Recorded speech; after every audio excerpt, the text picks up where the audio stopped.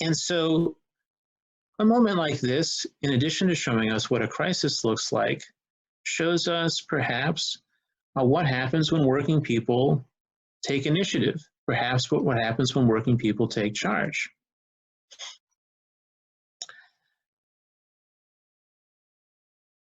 If you want to look at a description of how this happens, I recommend reading socialist Anna Louise Strong's editorial that she wrote 2 days before the Seattle General Strike of 1919. It gives one idea of how this works. Before this general strike, she said, labor will not only shut down the industries, but labor will reopen under the management of the appropriate trades such activities as are needed to preserve public health and public peace.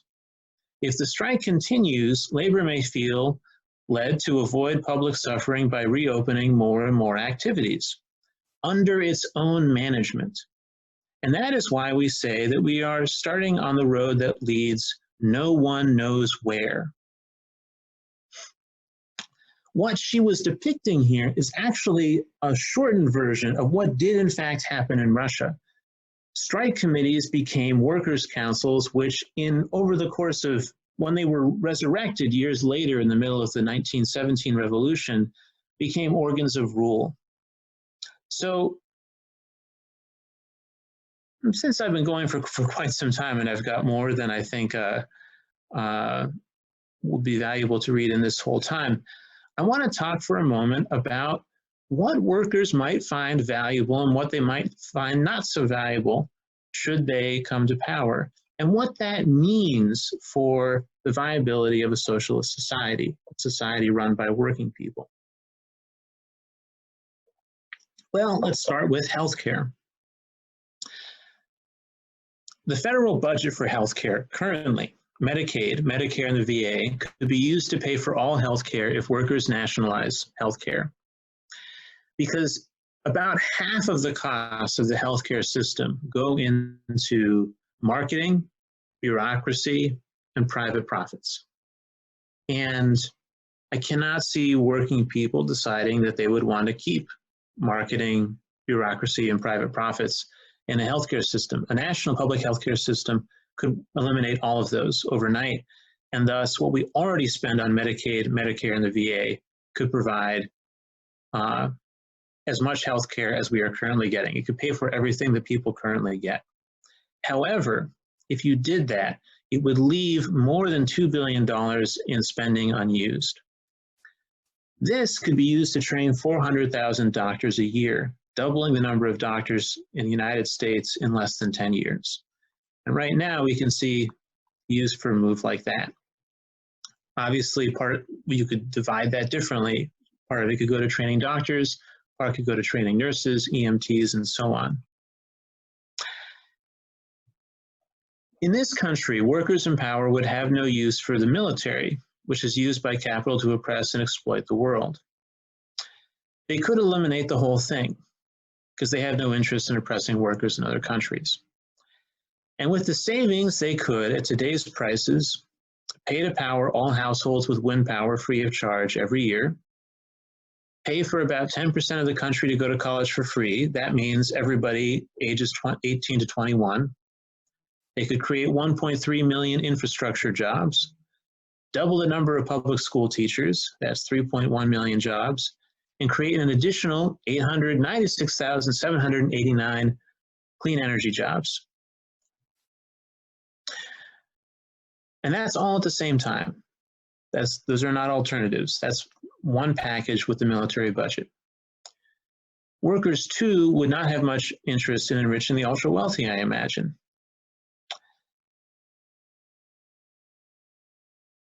Using conservative estimates of the top 1%'s income, assuming they already pay the full top tax rate of 39%, and they don't, and leaving them $150,000 a year, the workers in power could still save about $1.6 trillion.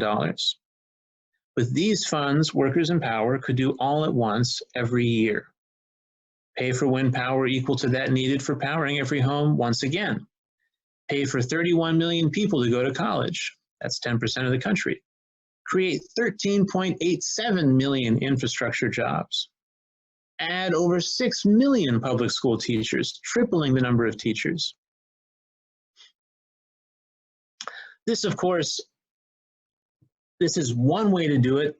I don't think workers would actually want necessarily that many public school teachers, but these are the kinds of conversions that I've been able to find.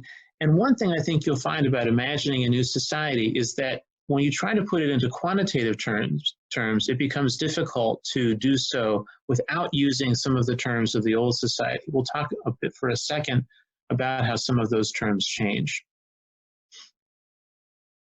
I also see no reason why workers would decide to keep paying banks and speculators interest on their debts. They would cancel all such debts, public and private. The governments of the world are some $63 trillion in debt and spend exorbitant sums on it. The state of Connecticut, for instance, spends about $2 billion a year on debt. Nearly all this money goes to the very rich. Likewise, workers would see no reason to pay rent to landlords. With savings from any number of the above-mentioned sources, a modest number of publicly financed building trades workers could make quality, beautiful housing a basic human right. Now, what exactly were we talking in terms of cost per individual? Every number I can find says that if you want to save enough money to maintain and even expand your own home, for Americans, the average number is $200 to $300 a month. So in other words, everything else that we pay in rent or mortgages above that is going to insurance companies, it's going to banks, and it's going to landlords' pockets, and it's going to pay for buying a house once over again that was already paid for. At least half of all food produced is thrown out. Much of this is for market reasons, and at least 90% of the cost of food production comes from needs that have nothing to do with food. For instance, it has to do with transporting it to cheap places to package it. It has to do with packaging it in ways that make it presentable and easy, like interesting to buy. It has to do with paying for additives that are effectively subsidies for oil companies and other big monopolies. If you look at how much Americans spend on groceries, it's about $800 billion a year. 10% of $800 billion, well, that's $80 billion. That's as much money as the federal government spent on food stamps back before Obama cut it. In other words, we could pay for everyone's groceries using just the money spent currently on food stamps if we were not subsidizing capitalists. A massive increase in infrastructure could make quality public transit available to all. And to be honest, we don't exactly need to quadruple the number of public school teachers. A portion of those jobs could easily go towards early childcare, making it available 24/7. So in other words, very immediately, healthcare, housing, food, education, transport, and childcare, the workers in power could make all of these basic human rights in very little time, with barely even beginning to unravel the massive social wealth available to them. Now, there's many other questions here. For instance, housing. Lots of housing right now is really crummy. If you said you have a right to this housing, a lot of working people would say, well, geez, thanks a lot.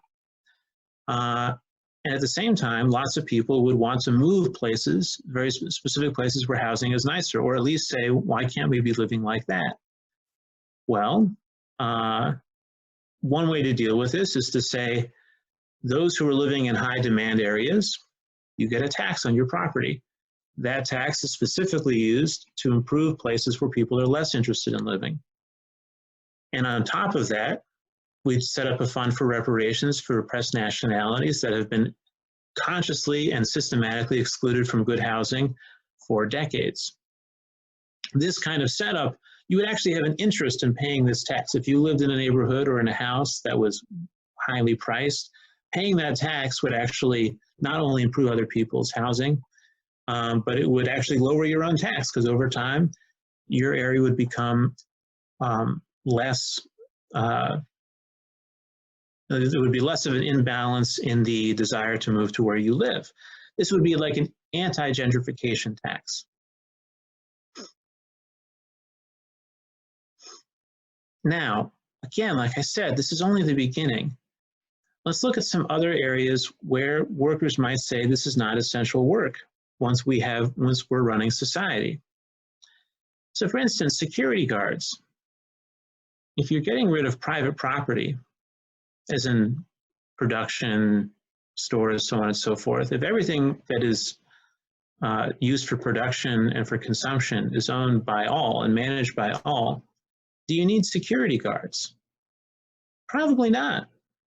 At least not after very long. That's about 1.1 million workers. In the military, we've already talked about that budget, but that's about 2 million people between active and reserve. Are workers going to have a professional police force to protect private property that no longer exists? No. I mean, maybe they'll have a volunteer force for a period of time, but certainly once they have eliminated class altogether, a police force would be completely unnecessary. Police today constitute about 1 million people. Prison guards and jailers, that's 500,000. Accountants and auditors, that's 1.39 million. The unemployed sometime before the present crisis was 6 million, soon will be much higher. Well, working people have a place for finance, insurance, and real estate. That is probably one of the faster things to go, and that's about 8.6 million jobs. Will working people want the massive apparatus of management and administrators to tell them what to do? Those roles constitute 23.8 million jobs. Lawyers, paralegals, and legal assistants who manage the conflicts that are inevitable in a society where all is set against all, that's another 1.078 million. People whose job it is to simply buy and sell goods, wholesale trade, that's 5